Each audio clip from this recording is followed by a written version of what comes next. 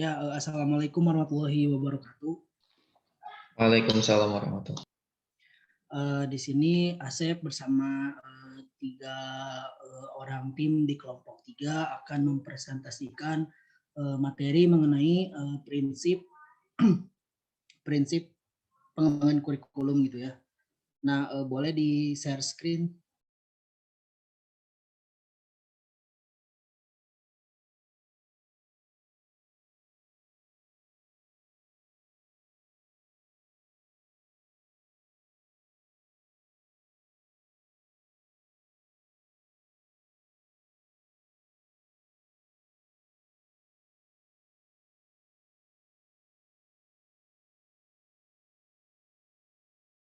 Nah, di sini akan dibahas mengenai prinsip-prinsip pengembangan kurikulum, di mana penyampaian pertama akan dijelaskan oleh rekan saya, silakan.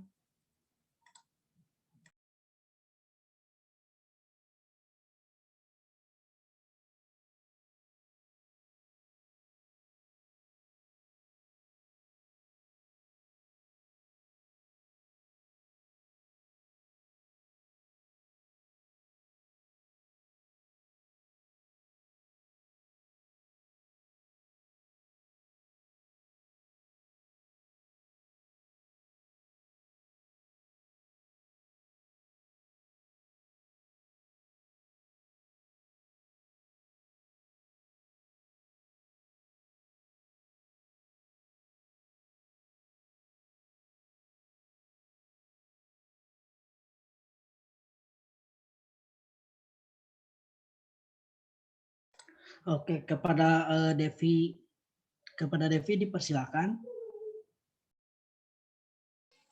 Baik, Assalamualaikum warahmatullahi wabarakatuh. Apa suaranya terdengar? Terdengar. Mas Devi. Baik, di sini saya akan menjelaskan dari pengertian prinsip pengembangan kurikulum. Pengembangan kurikulum ini adalah istilah yang komprehensif di dalamnya mencakup perencanaan, penerapan, dan evakuasi. Prinsip-prinsip yang akan digunakan dalam kegiatan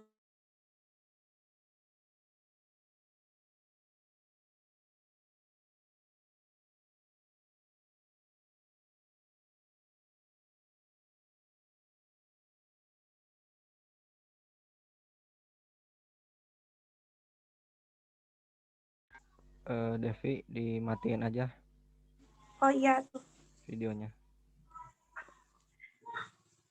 Nah, kembali lagi ya, pengembangan kurikulum itu adalah istilah yang komprehensif, di dalamnya mencakup perencanaan, penerapan, evakuasi. Prinsip-prinsip yang akan digunakan dalam kegiatan pengembangan kurikulum pada dasarnya merupakan kaidah-kaidah atau hukum yang akan menjiwai suatu kurikulum. Nah, pengertian tersebut dapat dijadikan dasar untuk menjelaskan arti dan fungsi prinsip-prinsip pengembangan kurikulum. Prinsip-prinsip pengembangan kurikulum menunjukkan pada suatu pengertian tentang berbagai hal yang harus dijadikan patokan dalam menentukan berbagai hal yang terkait dengan pengembangan kurikulum atau kurikulum planning. Prinsip-prinsip tersebut menggambarkan ciri-ciri hakikat kurikulum itu tersendiri. Slide selanjutnya.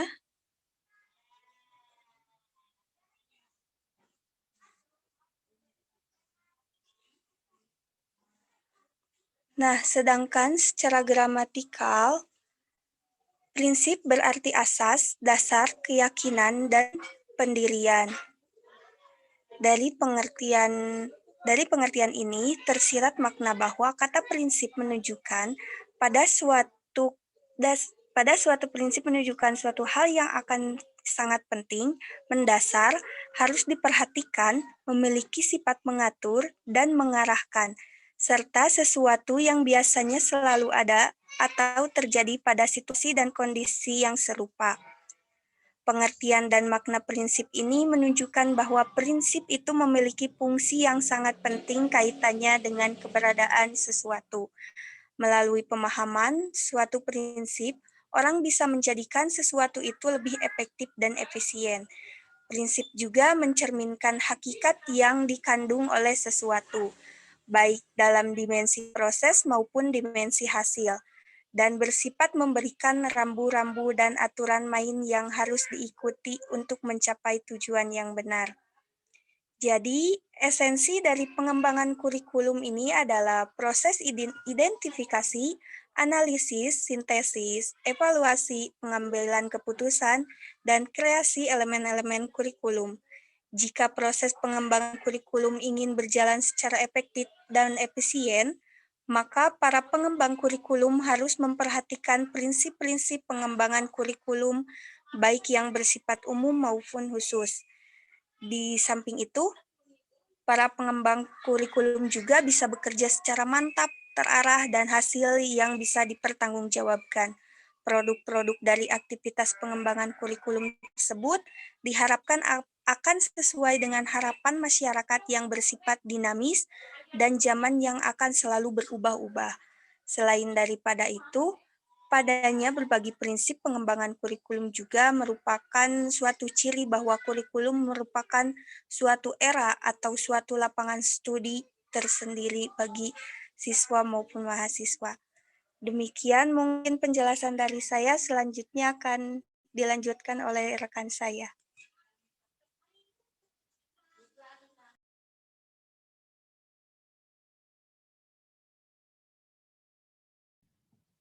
Baik, selanjutnya di sini saya akan menjelaskan mengenai macam-macam sumber prinsip pengembangan kurikulum. Dikemukakan oleh Peter F. Oliva bahwa pada prinsip pengembangan kurikulum paling tidak terdapat 4 sumber yang menjadi dasar sebuah pengembangan kurikulum, yakni yang pertama, data empiris atau empirical data. Data empiris itu berarti suatu keadaan yang berdasarkan pada kejadian nyata yang pernah dialami. Kejadian tersebut bisa didapatkan melalui penelitian, observasi, ataupun eksperimen. Di dalam empiris sendiri, pengalaman atau kejadian nyata menjadi dasar yang sangat mutlak dan peran akal sangatlah sedikit. Lalu yang kedua, ada data hasil penelitian atau experimental data. Contohnya itu, misalnya penelitian mengenai gaya belajar peserta didik. Lalu yang ketiga, ada kisah rakyat atau folklore kurikulum yang berkaitan dengan keyakinan masyarakat dan nilai-nilai yang tersirat di dalamnya. Lalu yang keempat, pemahaman bersama atau pengertian umum yang ada di dalam suatu masyarakat atau disebut juga sebagai common sense. Next.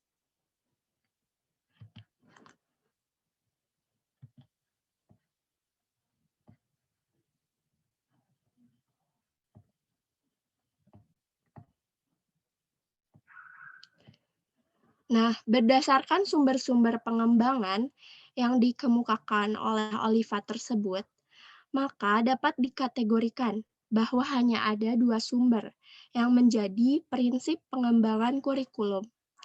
Yang pertama adalah sumber ilmiah. Sumber ilmiah itu sendiri bisa didapatkan melalui hal-hal maupun data-data dari kegiatan yang sifatnya ilmiah, seperti halnya penelitian, data-data empiris mengenai kekurangan dan kelemahan kurikulum sebelumnya, lalu juga informasi faktual, dan sebagainya macamnya. Lalu yang kedua ada sumber non-ilmiah. Sumber non-ilmiah sendiri bisa didapatkan melalui hal-hal yang bersifat non-ilmiah seperti halnya legenda, cerita rakyat, mitos, dan sebagainya yang telah menjadi keyakinan umum oleh suatu masyarakat dan memiliki nilai-nilai tertentu di dalamnya. Selanjutnya,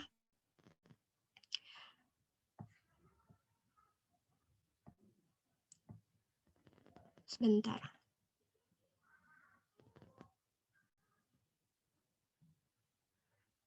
Nana Shaodi dalam bukunya yang berjudul Pengembangan Kurikulum Teori dan Praktek memaparkan beberapa sumber pengembangan kurikulum, di antaranya sebagai berikut. Yang pertama, kehidupan dan pekerjaan orang dewasa, yang mana isi kurikulum disesuaikan sebagai persiapan anak untuk menjalani kehidupan dan pekerjaan orang dewasa. Yang kedua, budaya masyarakat, termasuk di dalamnya semua disiplin ilmu yang ada sebagai pengetahuan ilmiah, perilaku, nilai-nilai, benda material, dan unsur kebudayaan lainnya. Lalu yang ketiga, anak, sebagai pusat atau sumber kegiatan pembelajaran. Perhatian dalam menyusun pengembangan kurikulum bukan sesuatu yang akan diberikan pada anak, melainkan bagaimana potensi yang ada pada anak mampu dikembangkan secara optimal.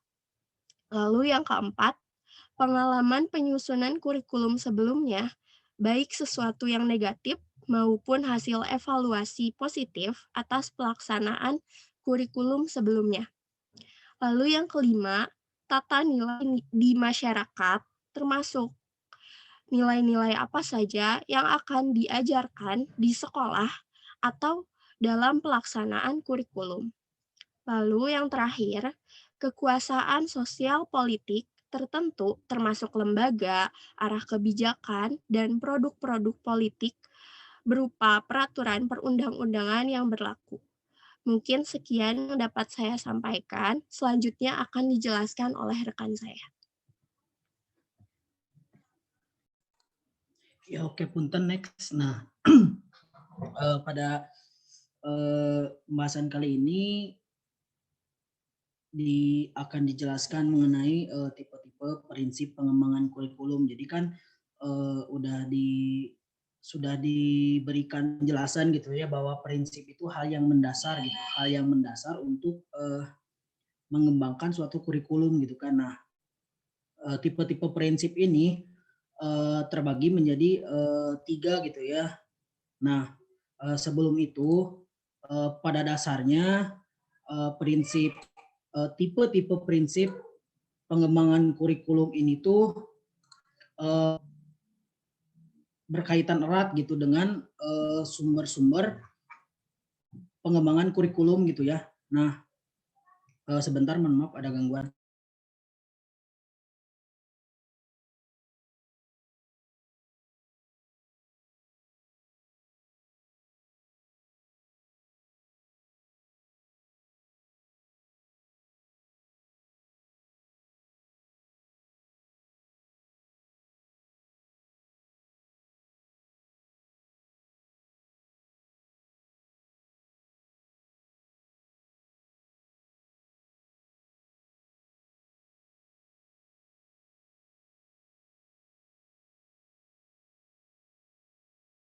Oke, maaf tadi ada gangguan. Nah, jadi tipe-tipe prinsip ini tuh pada dasarnya membahas mengenai ketepatan gitu ya. Nah, ketepatan ini tuh bersumber pada sumber-sumber prinsip pengembangan kurikulum gitu ya. Nah, jadi ada gitu kan, ada data atau konsep yang memang sudah kepercayaannya tuh, tingkat kepercayaannya tuh tinggi gitu ya terhadap data atau konsep itu. Ada juga data atau konsep yang memang masih abstrak gitu ya, masih bisa diperdebatkan gitu ya, mungkin belum tergambar dalam hal itu. Jadi dirangkum sedemikian rupa bahwa tipe-tipe prinsip pengembangan kurikulum ini terdapat 3 bagian gitu. Yang pertama mengenai anggapan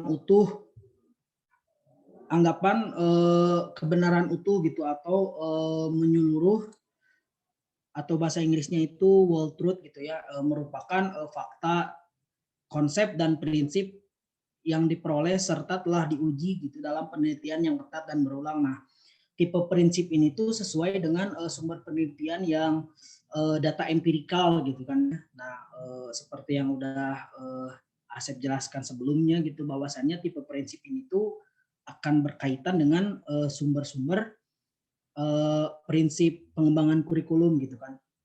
Nah, yang kedua itu tipe prinsip anggapan kebenaran parsial gitu. Anggapan kebenaran parsial ini tuh merupakan suatu fakta, konsep dan prinsip yang sudah terbukti efektif dalam banyak kasus gitu. Tetapi sifatnya masih belum digeneralisasikan. Nah ini tuh tipe prinsip pengembangan kurikulum ini tuh bersumber pada data penelitian gitu kan ya.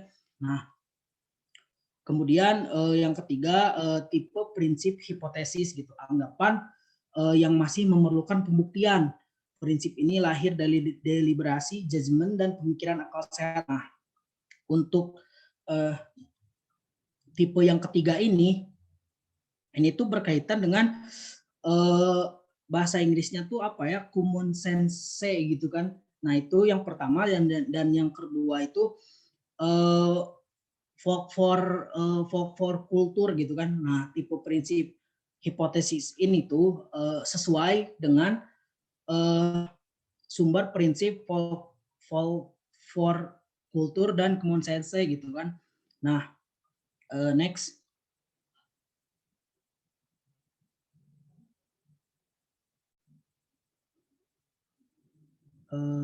Udah next, Mar.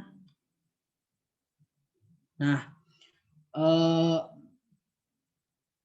di sini tuh bakalan digambarkan gitu kan berbagai karakteristik prinsip tersebut gitu, atau memakai Toto Rumirat gitu kan di dalam buku Oliva tahun 1992 pada halaman buku 30 gitu kan, yang dituangkan dalam buku Badriyah tahun 2018 di halaman 42, memakai istilah aksiom untuk menggambarkan berbagai karakteristik prinsip tersebut gitu. Aksiom yang dimaksud Olivia itu yang pertama, perubahan kurikulum merupakan sebuah keharusan gitu ya, dan memang gitu perubahan kurikulum itu merupakan sebuah keharusan karena seiring berjalannya waktu gitu kan, kegiatan sosial yang ada di masyarakat gitu kan, sejalan dengan perkembangan teknologi gitu kan, yang bisa mempengaruhi secara tidak langsung maupun langsung terhadap perilaku masyarakat yang mengharuskan kurikulum itu dirubah gitu kan. Kayak misalkan dengan pandemi seperti ini gitu kan, jadi yang awalnya belajar offline gitu kan, datang ke kampus pagi-pagi gitu kan, pulang bisa siang, bisa sore, bahkan bisa malam gitu kan. Ini karena memang situasi dan kondisi yang seperti ini diharuskan kurikulum itu dirubah gitu kan, agar sesuai gitu dengan situasi kondisi yang ada gitu, sehingga keluarlah gitu kan metode pembelajaran sinkronus dan asinkronus gitu kan. Nah yang kedua, kurikulum merupakan produk dari masa yang bersangkutan gitu. Nah kurikulum itu emang sebuah produk gitu kan, akhirnya tuh produk rancangan gitu kan, produk perencanaan dari waktu yang bersangkutan gitu. Nah kemudian yang ketiga, perubahan kurikulum masa lalu sering terdapat secara bersamaan bahkan tumpang tindih dengan perubahan kurikulum yang terjadi masa kini gitu kan. Nah memang gitu kan, seperti contohnya KTSP dan Kurtilas gitu kan. KTSP-nya ya emang karena adanya kurikulum 2013 gitu kan, dan KTSP-nya itu ya udah gitu kan, istilah Sundanya katindihan lah gitu kan dengan kurikulum yang ada yang terjadi di masa kini gitu kan. Dan yang keempat, perubahan kurikulum akan terjadi dan berhasil jika ada perubahan pada orang-orang atau masyarakat. Nah poin ini tuh mengartikan bahwa keberhasilan kurikulum itu tidak hanya tergantung pada siapa sih yang membuat kurikulumnya gitu kan, siapa sih yang merancang kurikulumnya gitu kan, tapi di sini berbicara mengenai bagaimana gitu kan kontribusi elemen-elemen pengembangan kurikulum untuk menciptakan sebuah keberhasilan gitu kan dalam penerapan kurikulumnya gitu kan. Nah tidak hanya perancang kurikulumnya saja, tidak hanya istilahnya konseptor lah dari kurikulumnya aja, tetapi tergantung pada orang-orang termasuk pelajar, termasuk mahasiswa juga, termasuk bimbingan orang tuanya gitu kan, termasuk juga pada guru atau dosen gitu kan. Dan yang kelima, pengembangan kurikulum adalah kegiatan kerjasama kelompok gitu kan. Nah, pengembangan di sini tuh ada kaitannya gitu ya dengan poin nomor 4 bahwasannya dan memang gitu kan kurikulum itu emang kegiatannya itu kerjasama kelompok gitu kan, bagaimana menciptakan sinergi gitu kan dari perencana kurikulum dan pelaksana kurikulum juga partisipan dari penerapan kurikulum gitu.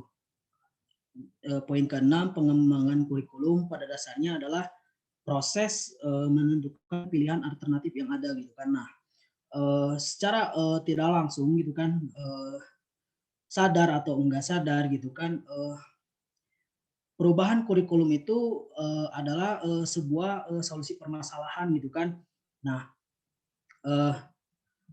misalkan kurikulum KTSP gitu kan, yang pada intinya pusat pembelajarannya itu ada pada guru gitu kan atau dosen gitu kan. Nah, dengan adanya pengembangan kurikulum ini tuh ternyata gitu kan ada gitu kan landasan psikologisnya bahwa seorang peserta didik atau pelajar bisa menjadi pusat pembelajaran gitu kan. Nah, makanya dalam pengembangan dalam kurikulum KTSP ini tuh ada sebuah dengan penerapannya ini tuh siswa menjadi pasif gitu kan, tidak aktif, makanya dikeluarkanlah gitu kan kurikulum 2013 gitu dengan menjadikan pelajar gitu kan atau siswa untuk menjadi pusat pembelajaran gitu. Yang poin ke-7, pengembangan kurikulum adalah kegiatan yang tidak akan pernah berakhir. Ya, sudah pasti gitu kan yang namanya kurikulum itu, jadi kalau diibaratkan sebuah pohon gitu kan. Nah, kurikulum itu terus berkembang gitu kan, terus berakar lah gitu, terus berbatang lah, terus berdaun lah, sampai pada akhirnya berbuah gitu kan. Artinya seiring berjalannya waktu gitu kan, terus perubahan sosial yang ada, termasuk perubahan perkembangan IT juga dari waktu ke waktu itu akan menjadi sebuah landasan gitu, menjadi sebuah landasan kurikulum itu dikembangkan gitu kan, semakin canggih gitu kan teknologi yang ada gitu kan, yang mempengaruhi perilaku secara tidak langsung gitu kan. Perilaku secara tidak langsung dalam masyarakat ini tuh dengan adanya WhatsApp misalkan, dengan adanya WhatsApp, dengan adanya Zoom meeting konferensi ini gitu kan, menjadikan sebuah menciptakan sebuah istilah interaksi sosial secara tidak langsung gitu kan. Kontak dan komunikasi terjadi secara tidak langsung melalui Zoom konferensi ini. Nah, itu contoh dari perilaku gitu, contoh dari perubahan perilaku yang terjadi gitu karena perkembangan teknologi gitu kan. Seperti yang pada awalnya belanja ke pasar gitu kan, dengan adanya IT ini kita bisa kok gitu kan di Shopee gitu kan, di Lazada gitu kan. Nah, kurikulum juga sama gitu kan. Nah, artinya dari waktu ke waktu gitu kan, menyesuaikan dengan situasi kondisi yang ada gitu kan. Kurikulum ini tidak akan pernah berakhir atau tidak akan pernah tidak gitu kan dikembangkan gitu. Nah, yang ke-8, pengembangan kurikulum akan berhasil jika dilakukan secara komprehensif, bukan aktivitas per bagian yang terpisah gitu kan. Makanya di kurikulum ini tuh tidak hanya metode pembelajarannya kan, kita di kurikulum ini tuh ada pembelajarannya seperti apa gitu kan, dan evaluasinya juga seperti apa gitu kan. Dan yang ke-9, pengembangan kurikulum akan lebih efektif jika dilakukan pengembangan kurikulum dengan mengikuti suatu proses yang sistematis gitu kan. Nah, kemudian poin ke-10 Ada poin 10-nya nggak sih ini teh? Sampai 9. Ada, Chef. Nah, poin ke-10-nya itu pengembangan kurikulum dilakukan berangkat dari kurikulum yang ada gitu kan. Artinya kurikulum yang dikembangkan itu tidak jauh gitu kan. Tidak jauh dari kurikulum yang ada gitu. Artinya di-upgrade lah ya si kurikulum itu gitu kan. Apanya sih yang dirubahnya gitu kan. Nah, paling segitu aja gitu yang bisa Asep sampaikan. Selanjutnya akan dilanjutkan oleh rekan saya. Baik, terima kasih Asep. Selanjutnya, semoga teman-teman masih semangat ya. Boleh sok on cam atau biar kelihatan semangatnya. Nah, selanjutnya di sini kita akan membahas mengenai macam-macam prinsip pengembangan kurikulum. Bisa dilihat ya sama teman-teman di layarnya masing-masing. Di situ ada bagan, di mana dalam bagan tersebut terlihat bahwa macam-macam dari prinsip pengembangan kurikulum ini terbagi menjadi dua prinsip umum dan juga prinsip khusus. Di mana prinsip umum ini dibagi lagi, punya anaknya gitu ya, ada 5 pembagian lagi. Ada relevansi, ada fleksibilitas, kontinuitas, praktis, efektivitas. Dan untuk prinsip khusus, ada tujuan, isi, proses, media, evaluasi.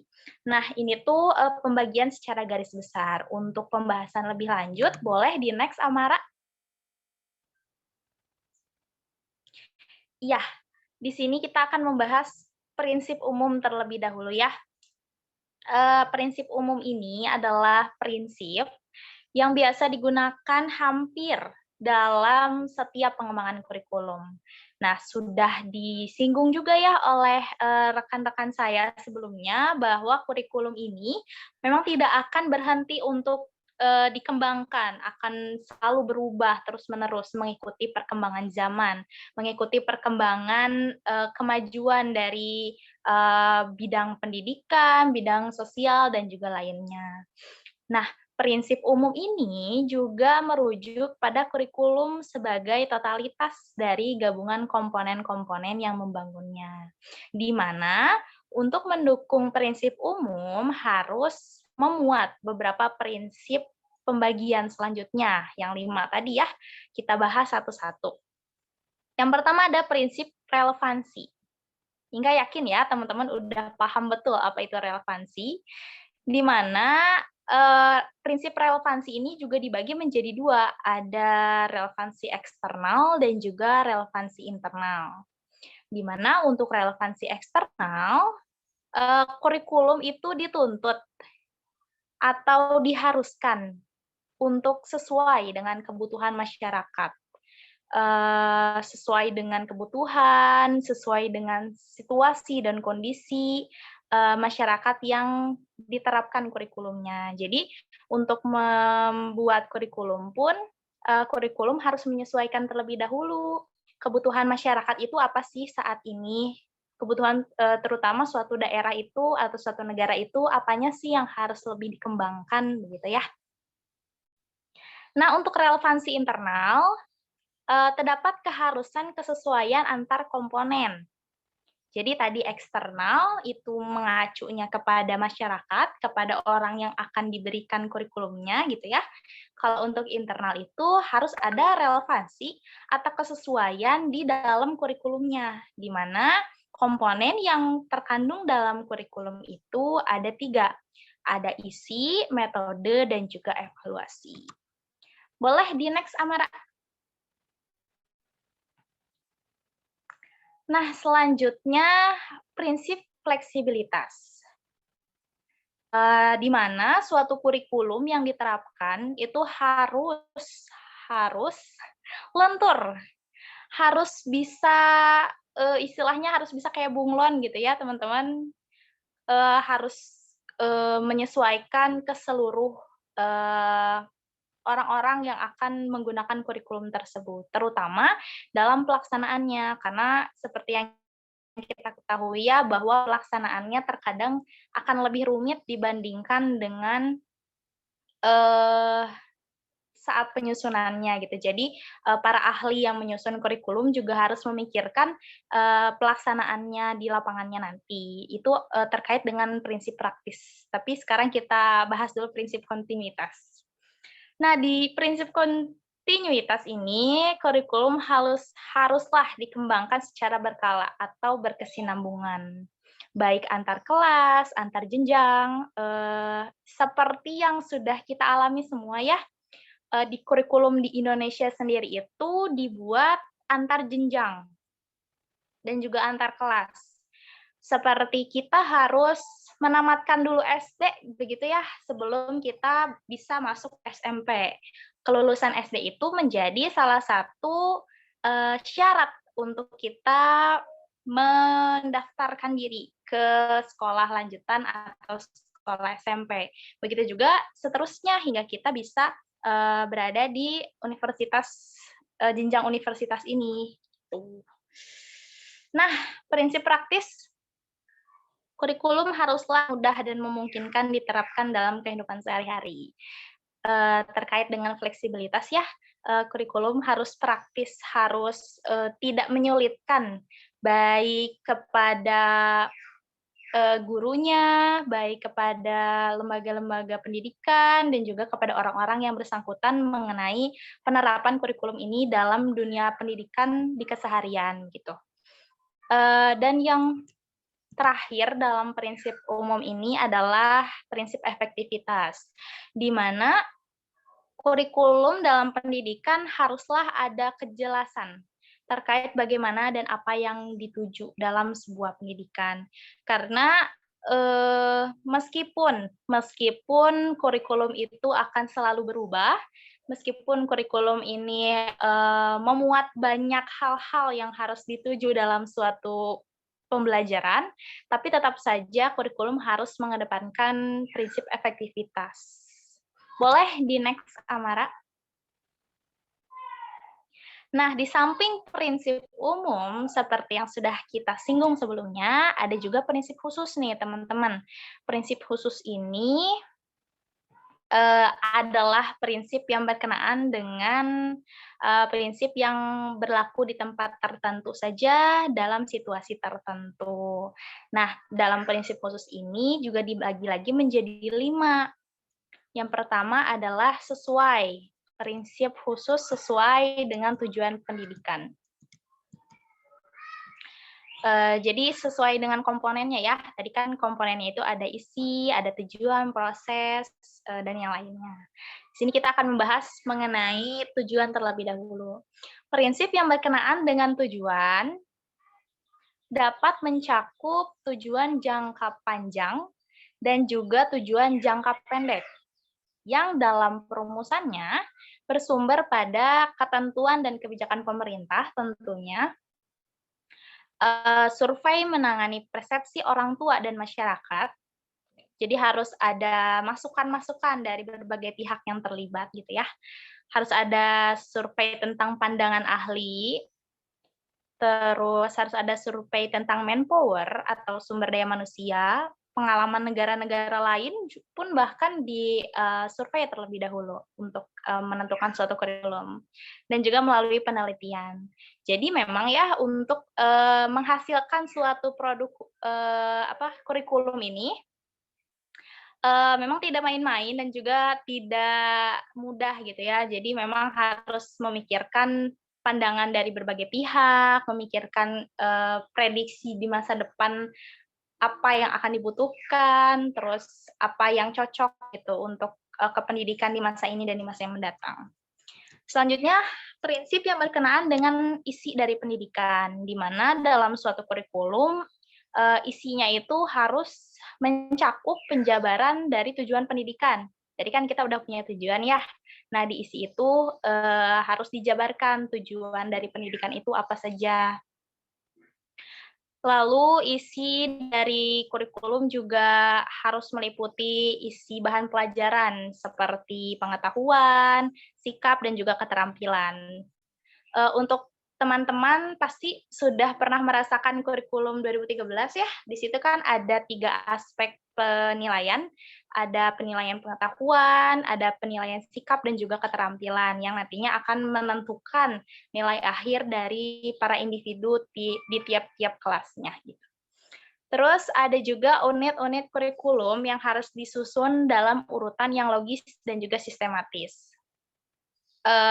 Tentu saja kurikulum ini diharuskan untuk logis dan juga sistematis. Kan tidak mungkin ya kita tiba-tiba mempelajari suatu hal yang di luar kemampuan. Misalkan kita mempelajari aljabar untuk anak TK, kan tidak mungkin ya. Jadi harus logis dan juga sistematis juga, harus disesuaikan dengan jenjang dan juga kelas. Yang ketiga adalah prinsip berkenaan dengan proses. Dalam proses pembelajaran itu kan harus mengandung strategi, harus ada pendekatan juga, dan juga ada teknis. Nah, dalam proses ini, kurikulum juga harus mempertimbangkan kecocokan antara strategi dalam proses pembelajaran. Kira-kira kalau kita bikin kurikulumnya seperti ini, metode apa sih yang cocok untuk diterapkan begitu ya. Terus pelayanan strategi atau metode yang bervariasi untuk melayani perbedaan individual. Nah, sebetulnya kan banyak tuh ya pertanyaan, gimana nih kalau khususnya di jenjang SMA yang sejatinya anak-anaknya tuh soleh-soleh gitu ya. Nah, sebetulnya di kurikulum juga sudah ada dan sudah dipertimbangkan dari keberagaman individual siswa ini gitu. Jadi sudah dipertimbangkan dan juga sudah menyediakan metode-metode yang cocok bagi tiap jenjang, tiap kelasnya gitu. Terus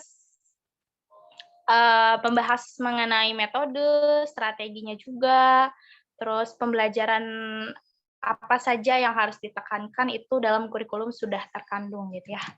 Selanjutnya mengenai prinsip berkenaan dengan media dan alat bantu.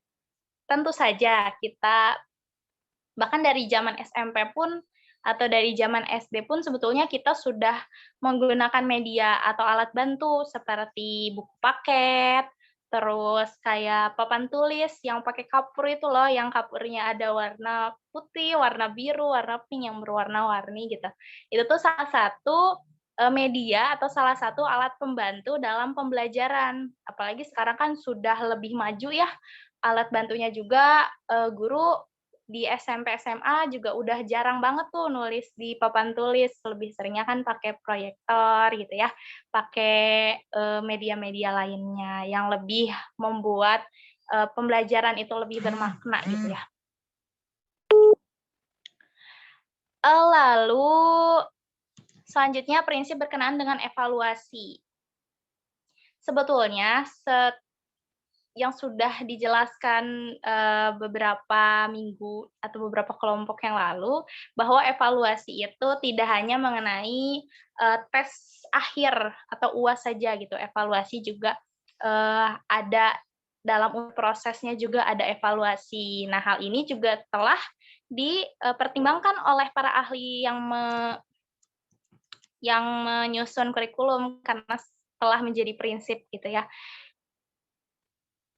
Seperti penilaian karakteristik kelas, lalu penilaian individual, terus penilaian teknik evaluasinya pun dievaluasi lagi. Maksudnya cara mengevaluasi di kurikulum sebelumnya juga dievaluasi, diperbaharui, dan juga disesuaikan untuk kurikulum-kurikulum selanjutnya yang lebih baru, yang lebih cocok gitu ya. Mungkin cukup sekian. Untuk informasi lebih lanjut, boleh mungkin melewati sesi diskusi. Saya kembalikan kepada Asep.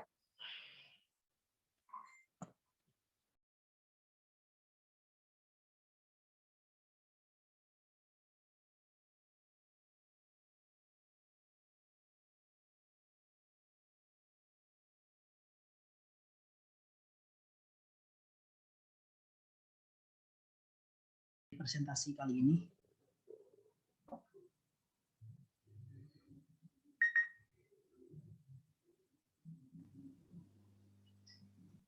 Assalamualaikum. Asep mau nanya dong. Oh iya, boleh. Kak. Kan tadi itu dijelasin ya, sumber pengembangan kurikulum. Nah, salah satunya tuh ada kehidupan dan pekerjaan orang dewasa, yang mana isi kurikulum itu disesuaikan sebagai persiapan anak untuk menjalani kehidupan dan pekerjaan orang dewasa. Nah, apakah kurikulum di Indonesia ini udah belum sih disesuaikan gitu sebagai persiapan anaknya untuk menjalani kehidupan dan pekerjaan orang dewasa gitu. Menurut kelompok kalian gimana?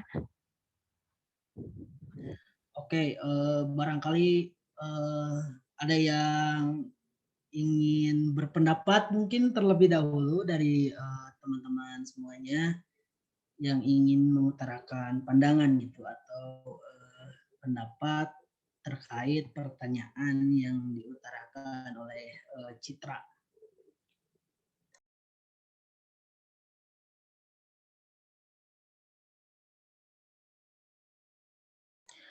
Kalau misalkan nggak ada, ya bilang dulu atau ada nggak ini teh?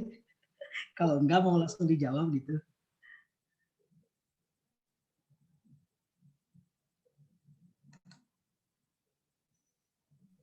Langsung saja, Sir. Oke, siap. Nah,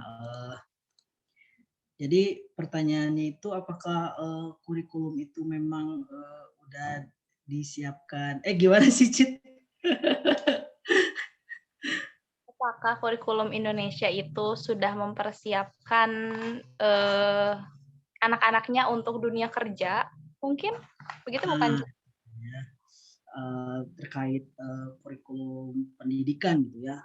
Nah, secara mungkin kalian tidak gitu ya bahwa kenapa sih ada SMA sama SMK gitu kan?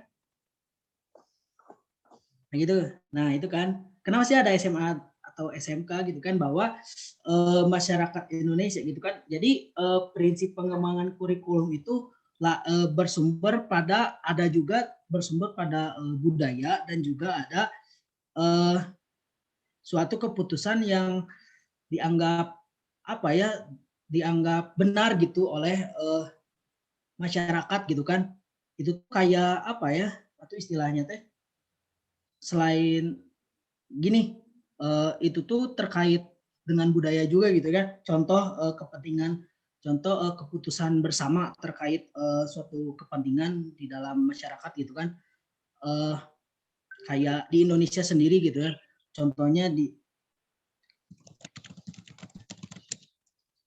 punten ya, misalnya ngerokok gitu kan ya. Misalkan ngerokok gitu kan. Sebenarnya ya sok aja gitu kan, kalau mau mah gitu ya, istilahnya kalau mau mah sok we gitu kan, asal tahu tempat gitu kan. Nah ini tuh sebuah kesepakatan masyarakat gitu kan. Kira ku ayeuna ngarokok di angkot gitu kan, nah nyamulak atau kan lain gitu. Nah itu tuh contoh kecil gitu kan dari prinsip pengembangan kurikulum. Makanya gitu kan di dalam penilaian itu kita di Kurtilas ada 3 gitu kan, ada 3 tipe penilaian. Yang pertama afektif, yang kedua kognitif, dan yang ketiga psikomotor gitu kan. Nah keputusan bersama yang diambil oleh masyarakat gitu dan dianggap benar itu masuk ke afektif gitu kan. Nah di sana ada perilaku terkait terkait perilaku yang benar gitu kan, terkait gimana sih gitu kan kita berperilaku di masyarakat gitu kan. Nah itu tuh dituangkan di dalam pengembangan kurikulum di bagian penilaian afektif gitu kan. Nah kita di sekolah juga makanya nggak cukup gitu kan diajarin pengetahuannya aja gitu kan, nggak cukup keterampilannya. Makanya ada istilah pendidikan karakter. Itu tuh emang disesuaikan dengan kepentingan atau keputusan yang dianggap benar oleh masyarakat gitu kan. Seperti halnya gitu kan, contoh kecilnya gitu kan, di Indonesia mah pakai tank top, pakai hot pants gitu kan, disangkana teh cabe-cabean gitu kan, punten. Tapi kan di orang barat ya biasa aja gitu kan, biasa aja kok ini gitu. Nah artinya apa? Suatu budaya itu mempengaruhi gitu kan perilaku. Nah sampai situ mungkin kegambar gitu kan. Nah sama halnya dengan persiapan pekerjaan gitu kan. Orang-orang di Indonesia itu masih ada yang beranggapan bahwa jangan sekolah mendingan bantuan bapak gawe gitu kan, itu contoh kecilnya gitu kan. Nah mending kamu lulus sekolah langsung kerja gitu kan. Nah ada anggapan yang masih beranggapan seperti itu gitu kan, padahal itu bukan sebuah keputusan gitu kan, tapi itu sebuah pilihan gitu kan. Nah makanya diadakan program jenjang pendidikan SMA atau SMK gitu kan. Nah adanya SMK ini tuh untuk mempersiapkan gitu kan, mempersiapkan para pelajar gitu memasuki dunia kerja gitu kan. Kalau kamu mau kerja di bidang kamu ya masuk di SMK yang sesuai bidang kamu gitu kan. Padahal pada intinya gitu kan kebenaran absolut itu kan menetapkan bahwa nggak semuanya pekerjaan sesuai dengan minat kita gitu. Pada akhirnya seperti itu. Mungkin Citra sedikit tergambar. Ya, saya terima kasih. Ya, oke.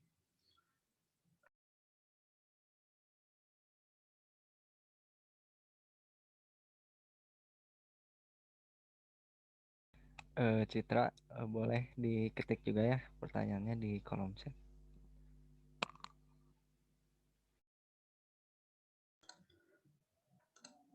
Barangkali ada yang ingin ditanyakan lagi oleh para teman-teman gitu kan. Asep boleh bertanya? Nggak boleh Ima. Boleh Atri. Coba nggak I?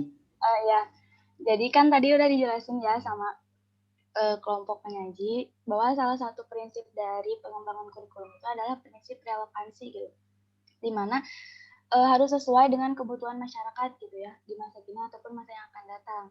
Nah, seperti yang telah kita ketahui bahwa di era sekarang itu kan dengan kemajuan teknologi bahwa kemampuan dalam menggunakan teknologi itu sangat diperlukan. Nah, namun pada kenyataannya gitu sempat gitu ya dalam kurikulum di pendidikan di Indonesia itu pernah menghapuskan mata pelajaran TIK gitu ya, di mana mata pelajaran itu kan mata pelajaran yang membahas mengenai teknologi gitu kan. Nah, dan dampak dari salah satu dampak gitu dari penghapusan TIK ini ada beberapa siswa itu tertinggal gitu dalam penguasaan teknologinya. Nah, pertanyaannya itu apakah penghapusan TIK dalam kurikulum itu termasuk dalam masalah kurikulum pendidikan Indonesia, dan apakah diperlukan gitu evaluasi terhadap kurikulum tersebut agar dampak dari penghapusan mata pelajaran TIK itu dapat diatasi. Mungkin itu saja saya pertanyaannya. Terima kasih. Oke, Ai.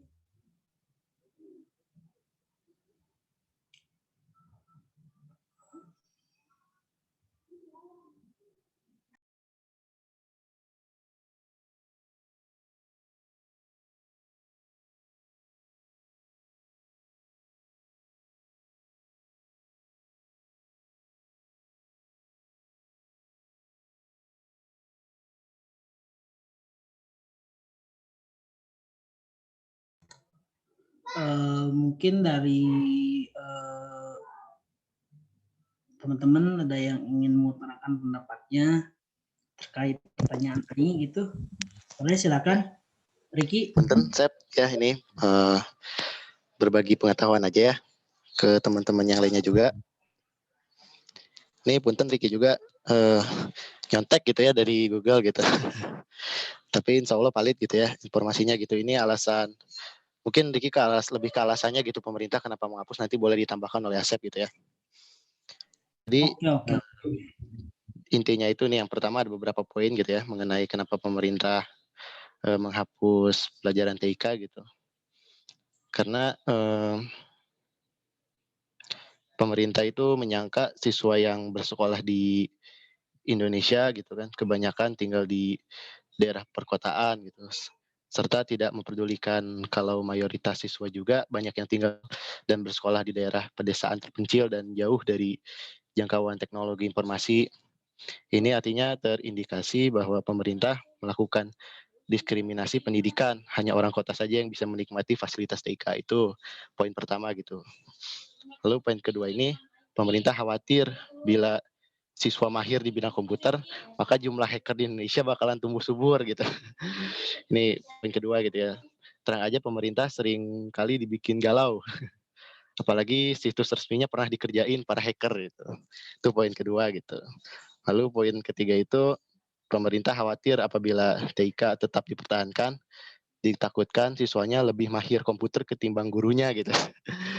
Ini poin ketiga gitu ya. Memang kedengarannya konyol gitu, tapi nyata gitu. Ini bukan sekedar isapan jempol semata gitu. Artinya pemerintah telah gagal mencetak SDM yang berkualitas. Makanya tak heran pemerintah merasa perlu mengintegrasikan TIK ke semua mapel dan TIK hanya sebatas sebagai media pembelajaran saja, bukan sebagai mata pelajaran gitu. Dan poin keempat ini, dengan penghapusan mata pelajaran TIK, secara otomatis guru yang bersangkutan hampir 90 guru TIK statusnya adalah honorer akan berhenti gitu kan. Ini artinya mengurangi beban pemerintah akan tuntutan para honorer menjadi PNS gitu. Lalu ada poin yang terakhir itu yang kelima, pemerintah sengaja menggiring generasi muda gitu kita agar hanya menjadi konsumen teknologi informasi yang hanya cukup bisa mahir sosial media gitu dan pengoperasian internet.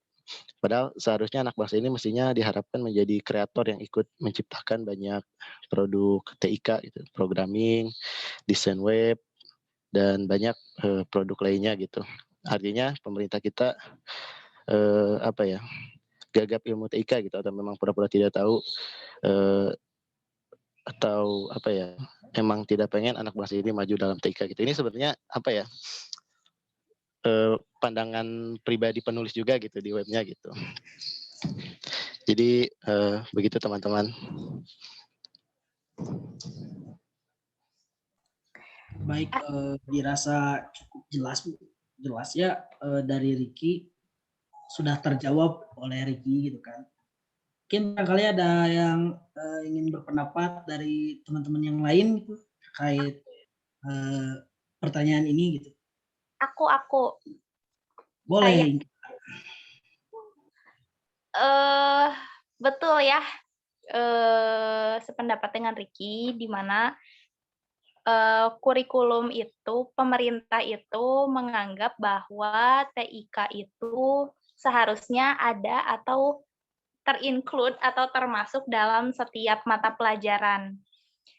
Disadari atau tidak, sebetulnya semenjak diberlakukannya kurikulum 2013, semenjak siswa itu dituntut untuk lebih aktif, maka penggunaan teknologi juga semakin digunakan ya. Jadi kayak mau presentasi pasti carinya banyaknya lewat internet gitu ya. Sekarang kita juga melakukan hal yang sama. Nah, adapun salah satu alasan tambahan bahwa semenjak diberlakukannya kurikulum 2013 ada beberapa mata pelajaran yang ditambahkan yang pemerintah rasa itu lebih penting ya, dalam tanda kutip lebih penting untuk kompetensinya ditingkatkan di saat ini gitu. Seperti ada mata pelajaran pendidikan karakter gitu ya, ditambahkan dalam jam pelajaran dari siswa-siswa SMP dan juga SMA. Nah, adanya mata pelajaran yang tadinya hanya 12, yang tadinya jam 12 udah pulang gitu ya, jadi kan jam pelajaran dari siswanya pun jadi bertambah. Nah, karena hal itu pemerintah juga memikirkan harus ada suatu mata pelajaran yang mungkin dihapuskan jam pelajarannya, namun yang bisa terinclude atau termasuk di dalam setiap mata pelajaran. Nah, maka dari itu TIK ini dihapuskan begitu. Cukup, Sep. Mangga yang lain.